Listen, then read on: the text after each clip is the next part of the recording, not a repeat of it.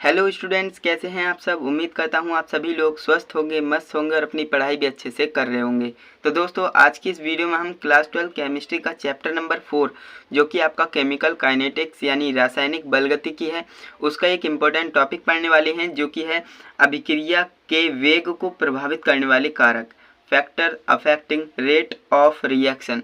काफ़ी important topic है। यहाँ से जो है क्वेश्चंस आपको देखने को मिलते हैं बोर्ड एग्जाम में, तो यहाँ पर आपको अच्छे से फोकस करके इस वीडियो को कंप्लीट देखना है जिससे कि आपका ये टॉपिक बिल्कुल क्लियर हो जाए। ओके, तो चलिए दोस्तों वीडियो शुरू करते हैं। तो दोस्तों, आप देख सकते हैं अभिक्रिया के वेग को प्रभावित करने वाले कारक, जो कि यहाँ पर मैंने नंबर 1 नंबर 2 करके हेडिंग डाल रखी है। नंबर 1 आपकी हेडिंग होगी अभिकारकों की सांद्रता। ओके, अभिकारकों की सांद्रता को अंग्रेजी में कहते हैं concentration of reactance, concentration of reactance. Okay, तो इसमें हम लिखेंगे यदि किसी रासायनिक अभिक्रिया में अभिकारकों की सांद्रता बढ़ाई जाती है तो कणों की संख्या बढ़ने के कारण टक्करों की संख्या भी बढ़ जाती है, जिसके कारण अभिक्रिया का वेग बढ़ जाता है। ओके, यहाँ पर आपको ये बात ध्यान रखनी है, जब भी आप किसी रासायनिक अभिक्रिया में अभिकारकों की सांद्रता, उत्पाद की बात नहीं हो रही है, अभिकारकों। ओके, अभिकारकों की सांद्रता अगर बढ़ाते हो तो उसमें होता क्या है, कणों की संख्या भी बढ़ जाती है और उसके कारण जो है टक्करों की संख्या भी बढ़ जाती है। किसके मध्य, जो आपके कण होते हैं उनके मध्य जो टक्कर लगती है उनकी संख्या भी बढ़ जाती है, जिसके कारण जो है अभिक्रिया का वेग भी बढ़ जाता है। ये आपको डायरेक्ट एमसीक्यूज में इस तरह से पूछा जा सकता है कि रासायनिक अभिक्रिया में अभिकारकों की सांद्रता बढ़ाने पर क्या होता है, तो जो होगा अभिकारकों की सांद्रता बढ़ाने पर अभिक्रिया का वेग बढ़ जाएगा। ओके, इस बात का आपको याद रखना है। अब नेक्स्ट टॉपिक पर चलते हैं हम। नेक्स्ट टॉपिक आपका क्या होने वाला है, नेक्स्ट हेडिंग होने वाली है ताप। ताप को इंग्लिश में टेम्परेचर कहते हैं।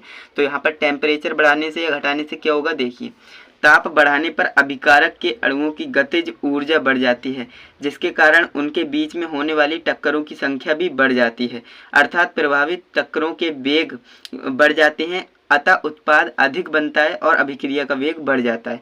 यानी यहाँ पर भी जो है अभिक्रिया का वेग बढ़ जाएगा अगर आप ताप बढ़ाएंगे तब। ओके, अब बढ़ेगा क्यों, मैंने यहाँ पर बिल्कुल एक्सप्लेनेशन में लिखा है। देखिए, ताप बढ़ाएंगे तो होगा क्या, ताप बढ़ाने पर अभिकारक के अणुओं की गतिज ऊर्जा बढ़ जाएगी। भाई जब आप ताप बढ़ाओगे तो गतिज ऊर्जा बढ़ जाएगी, किनके, जो अणु होते हैं उनके मध्य जो है गतिज ऊर्जा बढ़ जाएगी, जिसके कारण उनके बीच होने वाली टक्करें यानी जो टक्करें होती हैं उनकी संख्या भी बढ़ जाएगी। ओके, संख्या भी बढ़ जाएगी, अर्थात प्रभावी टक्करों का वेग भी बढ़ जाएगा। भाई टक्करों की संख्या बढ़ रही है तो वेग भी बढ़ेगा, अतः उत्पाद अधिक बनेगा। और उत्पाद अधिक बनने का मतलब क्या है, अभिक्रिया जो है तेज हो रही है, यानी कि अभिक्रिया का वेग बढ़ गया है।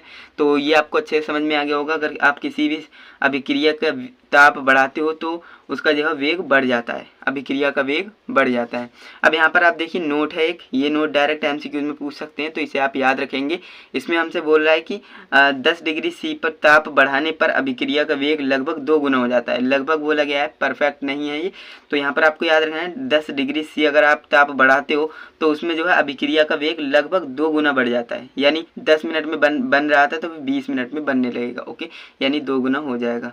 अब यहाँ पर आपको याद रखना है नेक्स्ट जो आपकी हेडिंग होने वाली है, नेक्स्ट हेडिंग क्या होगी देख लेते हैं। नेक्स्ट हेडिंग आपकी 3rd नंबर हेडिंग है उत्प्रेरक का प्रभाव।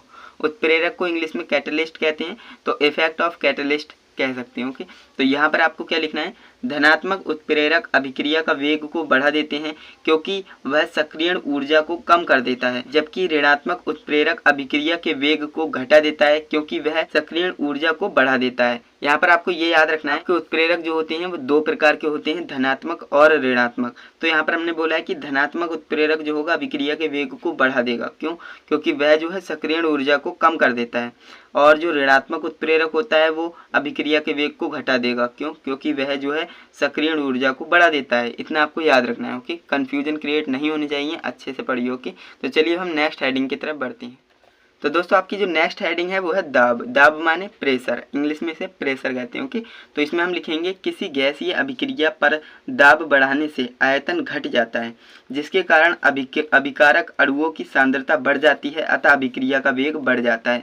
यहाँ पर भी अभिक्रिया का जो वेग है वो बढ़ रहा है, कैसे, वो यहाँ पर मैंने एक्सप्लेन कर दिया। देखिए, किसी गैसीय अभिक्रिया पर अगर आप दाब बढ़ाते हैं ना तो उसका आयतन जो है घट जाता है, और आयतन घटता है जिसके कारण अभिकारक के अणुओं की सांद्रता बढ़ जाती है, अतः अभिक्रिया का वेग भी बढ़ जाता है। ये आपको याद रखना है।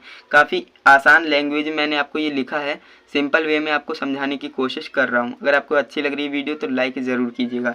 तो यहाँ पर 5th नंबर हेडिंग की बात कर लेते हैं। 5th नंबर हेडिंग हमारी है सतह क्षेत्रफल, इसे हम सरफेस एरिया कहते हैं। सतह क्षेत्रफल बढ़ाने से या घटाने से क्या होगा, तो देखिए किसी ठोस अभिक्रिया के लिए अभिकारक का सतह क्षेत्रफल जितना अधिक होगा अभिक्रिया का वेग भी उतना ही अधिक होगा। यहाँ पर हमसे बोला गया है कि अगर आपके पास कोई ठोस अभिक्रिया है उसमें जो है अभिकारक का सतह क्षेत्रफल जितना अधिक होगा उतना ही अभिक्रिया का वेग बढ़ जाएगा। ये इसमें बोला गया है, सिंपल सी लैंग्वेज है। अब यहाँ पर आप देखिए एग्जाम्पल के थ्रू समझेंगे तो इससे हेडिंग को अच्छे से समझ पाएंगे। तो यहाँ पर आप देखिए लकड़ी के टुकड़े की अपेक्षा लकड़ी के छीलन अधिक तेजी से जलती है। अब ऐसा क्यों है, देखिए लकड़ी के टुकड़े जो होते हैं उनका सतह क्षेत्रफल देखिए और लकड़ी के छीलन होती है उसका आप जो है सतह क्षेत्रफल देखेंगे तो इसलिए जो है छीलन अधिक होती है, तो इसलिए ये अधिक तेजी से जलती है क्योंकि इसका सरफेस एरिया ज़्यादा होता है। ये आपको समझ में आ गया होगा, बिल्कुल आया होगा। तो अब हम नेक्स्ट हेडिंग की तरफ बढ़ लेते हैं। नेक्स्ट हेडिंग हमारी कौन सी होने वाली है, तो नेक्स्ट हेडिंग आप देख सकते हैं 6th नंबर हेडिंग है अभिकारकों की प्रकृति। जी हाँ दोस्तों, अभिक्रिया का वेग जो है अभिकारकों की प्रकृति पर भी निर्भर करता है। वो कैसे करता है मैं आपको बताता हूँ। इसे इंग्लिश में नेचर ऑफ रिएक्टेंस कहते हैं। ओके, नेचर ऑफ रिएक्टेंट यानी अभिकारक की स्थिति प्रकृति कैसी है। ओके, तो देखिए गैसीय अभिकारक का वेग, द्रव का वेग, ठोस का वेग। अब यहाँ पर आप देखिए इसका ज़्यादा होगा, इससे इसका ज़्यादा होगा। ओके, और इससे इसका ज़्यादा होगा, यानी सबसे कम इसका होने वाला है। ठोस का वेग सबसे कम होगा, गैसीय अभिक्रिया का वेग सबसे अधिक होगा। ये डायरेक्ट MCQs में पूछे जाते हैं तो इन्हें आप याद रखेंगे। ओके, इसे आपको सीक्वेंस को याद रखना है। सबसे ज़्यादा किसका होगा, गैसीय अभिक्रिया का वेग, उससे कम किसका होगा, द्रव का वेग, उससे कम किसका होगा, ठोस का वेग। ओके, याद रखना है। इसके बाद 7th नंबर हमारी हेडिंग होने वाली है। 7th नंबर हेडिंग हमसे क्या कह रही है, देखिए माध्यम की प्रकृति, यानी माध्यम मीडियम कैसा है उस पर भी डिपेंड करता है क्या, रेट ऑफ रिएक्शन। ओके, तो यहाँ पर आप देखिए माध्यम की प्रकृति, इसे हम इंग्लिश में नेचर ऑफ मीडियम कहते हैं, नेचर ऑफ मीडियम। तो यहाँ पर आप देखिए इसमें क्या लिखेंगे, माध्यम का मतलब विलायक है। ओके, माध्यम का मतलब सिर्फ और सिर्फ विलायक है और कुछ मत समझिएगा आप। माध्यम का मतलब विलायक है, अर्थात आयनिक या ध्रुवीय अभिकारक की अभिक्रिया का वेग ध्रुवीय विलायक में अधिक होता है जबकि अध्रुवीय विलायक में कम होता है। तो यहाँ पर मैंने क्या बोला, माध्यम का मतलब जो है विलायक होता है। ओके, और यहाँ पर हमसे बोला गया था कि आयनिक या ध्रुवीय अभिकारक जो होगा उसकी अभिक्रिया का वेग ध्रुवीय विलायक में तो अधिक होगा जबकि अध्रुवीय विलायक में कम होगा। ये आपको याद रखना है। ओके, एंड इसके बाद हमारा 8th नंबर हेडिंग पढ़ लेते हैं। 8th नंबर हेडिंग हमसे क्या कह रही है, तो यहाँ पर आप देखिए विकिरण का प्रभाव यानी इफेक्ट ऑफ रेडिएशन, इंग्लिश में से कहते हैं इफेक्ट ऑफ रेडिएशन, विकिरण का प्रभाव। जी हाँ दोस्तों, विकिरण का प्रभाव भी प्रभावित करता है अभिक्रिया के वेग को। तो यहाँ पर हम लिखेंगे कुछ अभिक्रियाओं का वेग विकिरण के प्रभाव से बढ़ जाता है। कुछ अभिक्रियाएं ऐसी होती हैं जिनका जो है विकिरण के प्रभाव से उनका वेग जो है बढ़ जाता है, किनका, अभिक्रियाओं का वेग बढ़ जाता है। ओके, तो यहाँ पर एग्जाम्पल के थ्रू समझ सकते हैं। H2 यहाँ पर G है, G फॉर क्या होता है, गैस होता है। ओके, Cl2 गैस है, इज इक्वल टू यहाँ पर H न्यू, यानी कि H न्यू को मतलब सूर्य की उपस्थिति में कहते हैं सनलाइट। ओके, तो यहाँ पर 2HCl बन जाता है जो कि गैस होती है। तो ये आपको याद रखना है, तो एग्जाम्पल याद रखना है। एंड बात करें यहाँ पर NCERT अभ्यास के क्वेश्चन नंबर 5 की, तो यहाँ पर और भी बहुत सारे क्वेश्चंस हैं, वो मैं आपको नेक्स्ट वीडियो में कवर कराऊंगा क्योंकि वीडियो काफ़ी ज़्यादा बड़ी हो जाने वाली है। तो इसलिए आज की इस वीडियो को हम यहीं रहने देते हैं और अभिक्रिया के वेग को प्रभावित करने वाले टोटल 8 फैक्टर्स के बारे में हमने इस वीडियो में डिस्कस किया है और ये काफ़ी इंपॉर्टेंट फैक्टर्स हैं, इन्हें आप याद रखिएगा क्योंकि डायरेक्ट एग्जाम में पूछे जाते हैं और हो सकता है इस बार भी पूछ ले, है ना।